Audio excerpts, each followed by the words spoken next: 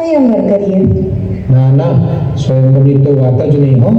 વર શોધીએ અને આજે જ આપણા પુત્રોને પણ આ વાત કહું છું. જેવી આપની ઈચ્છા રાજન. તમને શું લાગે છે રૂક્મી? રૂક્ષ્મણીના પિતા પોતાની વાલસોઈ દીકરીને વિવાહ માટે ચિંતા કરે છે, પરંતુ આ બાજુ રૂક્ષ્મણી તેમની વાત સાંભળી જાય છે, કારણ કે રાજા ભીષ્મક પોતાના પુત્રો, એને 5 પુત્રો હતા, અને 5 પુત્રોને પૂછે છે કે આપણે બેનનો વિવાહ કઈ બાજુ કરીશું. સ્વયંવરની તો ભીષ્મક રાજા ઘસીને ના પાડે છે.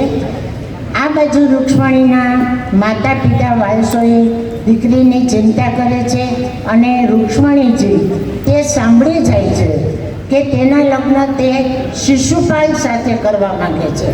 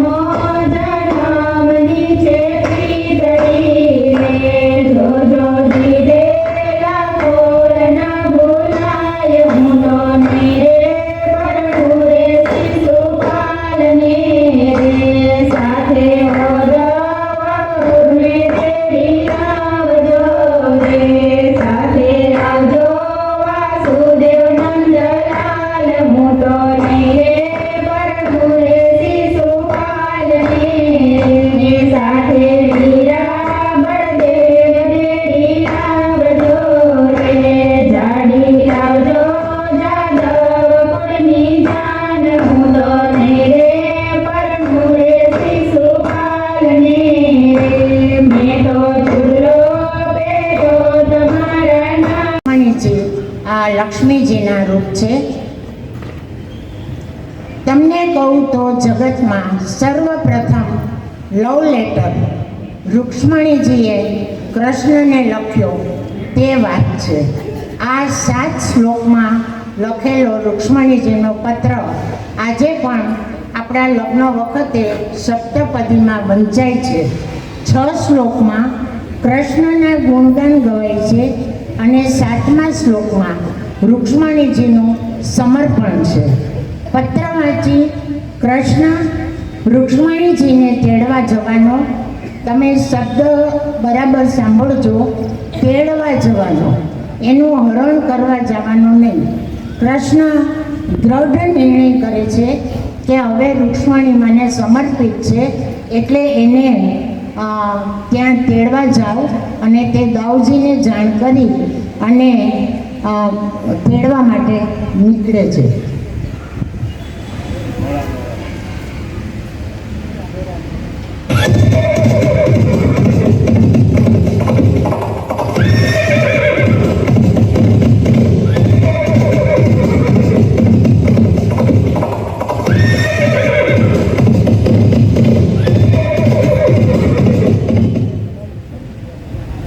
કૃષ્ણના રથના ઘોડા સાંભળે ને, ઘોડાનો અવાજ.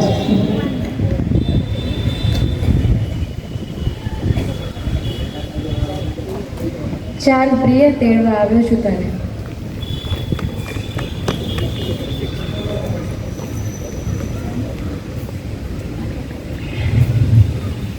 ઓહો, રૂક્ષ્મણીજી વાયુ વેગે કૃષ્ણ કૌંડિલ્યપુર પહોંચી ગયા.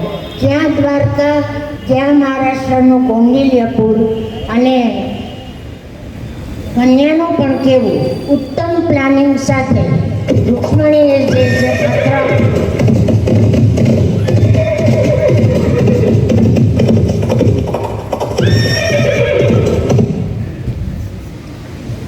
ઉત્તમ પ્લાનિંગ સાથે આખો પ્લાન રેડી કરી અને રૂક્ષ્મણીજીએ કૃષ્ણને પત્રમાં લખાજ કરે. તે વિદ્યા, કુળ, શીલ, ધર્મ, રૂપ, વય, દ્રવિડ, હોશિયારી, ચતુરાઈ, ચપળતા બધું જ આવી જાય. આ એવર રેડી વરકન્યા આવી ગયા અને માધવપુરમાં દુનિયાનું ફર્સ્ટ ડેસ્ટિનેશન વેડિંગ. આપણે અત્યારે જાત જાતના સ્થળો ગોતીએ છીએ, પણ કૃષ્ણએ તો એ જમાનામાં માધવપુરનો દરિયો કિનારો અને ત્યાં ફર્સ્ટ ડેસ્ટિનેશન વેડિંગ કરેલું. ચાલો આપણે સૌ જઈએ destination wedding of Krishna.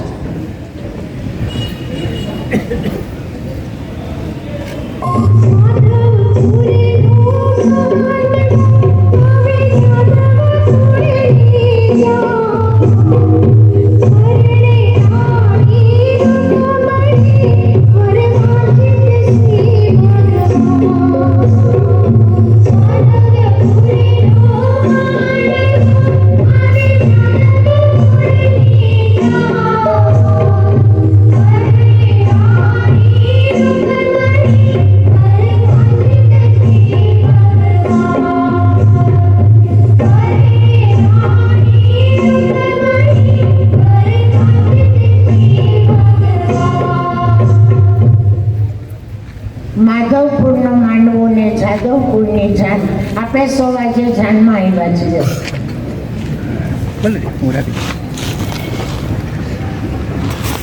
Light ચાલુ કરાવી દેવાય.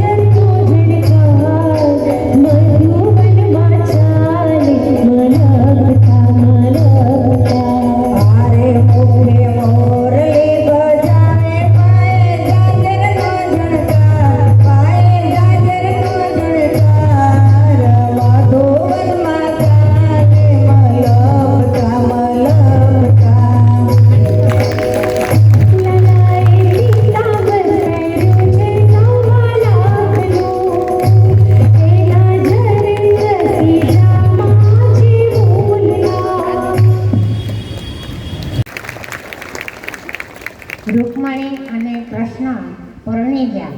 હવે મંગળી લાઈટ પડી ગઈ.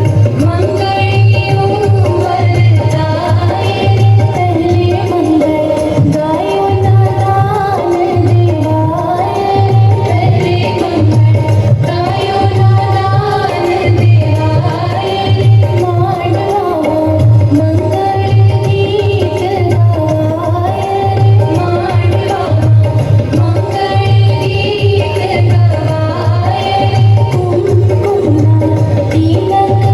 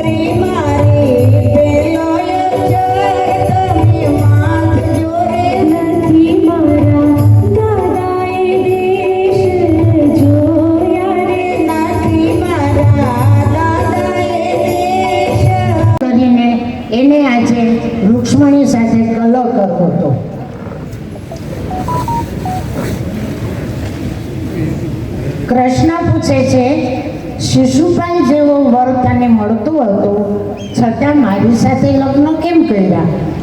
જોવો, એના વિશે હું તમને ઉદાહરણ આપું. એટલે કૃષ્ણ રૂક્ષ્મણીને કહે છે કે તમે એક રાજકુંવરી, હું એક ગોવાળિયો, તમે સ્વરૂપવાન અને હું કાળો, તમે રાજપાટવાળા અને હું તો ચોર, તમે સરળ સ્વભાવના, હું તો નાટકીયો, તમે સાયસ અને હું કાવતરાબાજ, તમે ચીર પૂરનાર, કારણ કે રાજકુમારી હતી એટલે ઘણાને એ રીતના મદદરૂપ થતા હોય. તમે ચીર પૂરનાર અને હું ચીર હરણ કરનાર, તમે સ્થિર બુદ્ધિવાળા અને હું તો રણછોડ. મારે તો આવા કેટલાય મારામાં અવગુણ છે, છતાં તમે મારી સાથે કેમ લગ્ન કર્યા? तो न संभाले तो हमें कौन संभाले, श्याम सुंदर मदन मोहन बांसुरी वाले, तू न संभाले तो हमें कौन संभाले, तू न संभाले तो हमें कौन संभाले, तू न संभाले तो हमें कौन संभाले, श्याम सुंदर मदन मोहन बांसुरी वाले, तू न संभाले तो हमें कौन संभाले।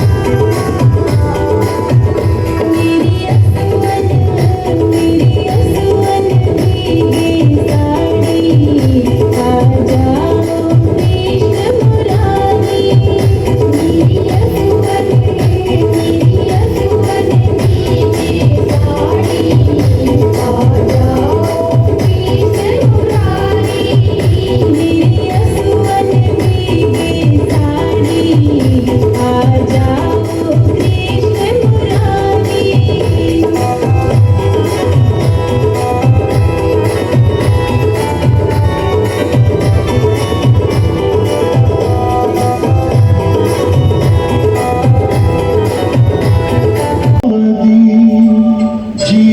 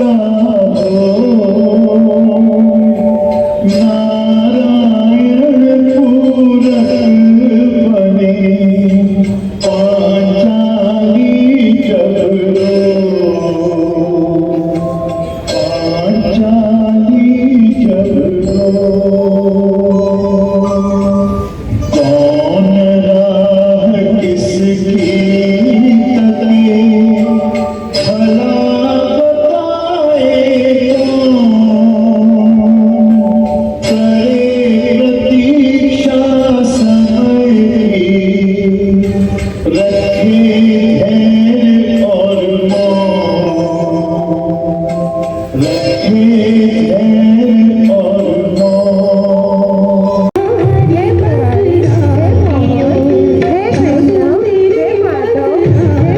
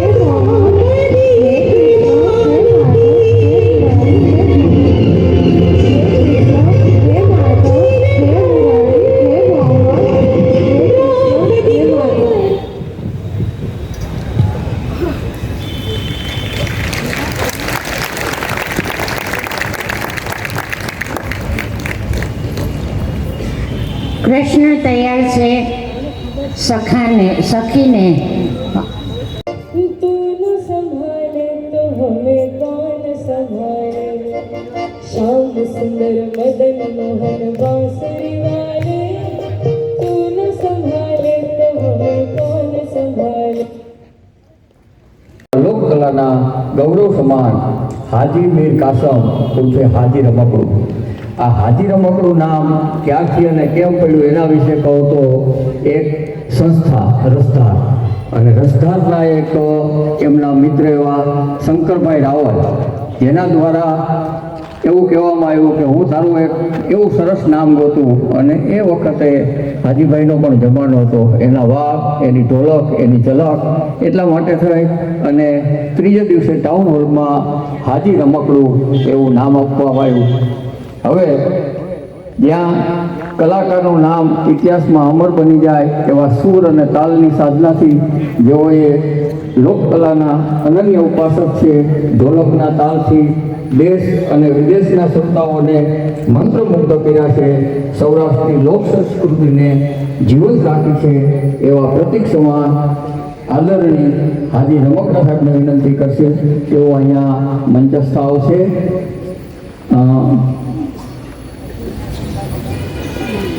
ઉપર નહીં ચડીએ તો ક્યાં નાખવું. અને હું સંસ્થાના વડાશ્રીને વિનંતી કરીશ એ પહેલાં હાજીભાઈનું પુષ્પગુચ્છથી સ્વાગત કરવા માટે આપણે વિનંતી કરીશું સંસ્થાના મહામંત્રી શ્રી જય ભટ્ટ સાહેબને અને વત્સીભાઈ સોલંકીને. તેઓ પુષ્પગુચ્છ અર્પણ કરશે. આવો જાય.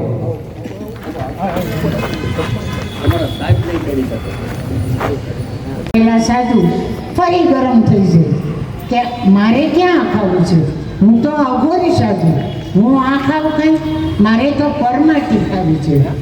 સગાડસા શેઠ કસાઈવાળે જઈ માંસ લાવી અને તેને પીરસે છે. વળી સાધુ ગરમ થાય છે કે હું કાંઈ પશુનું માંસ ખાઉં, આ શું, મારે તો માણસનું જ માંસ જોઈએ. અને સાધુ કુમળા બાળકનું માંસ માગે છે. અને ચંગાવતી નારી આખરે શું કરે છે તે આપણે જોઈએ.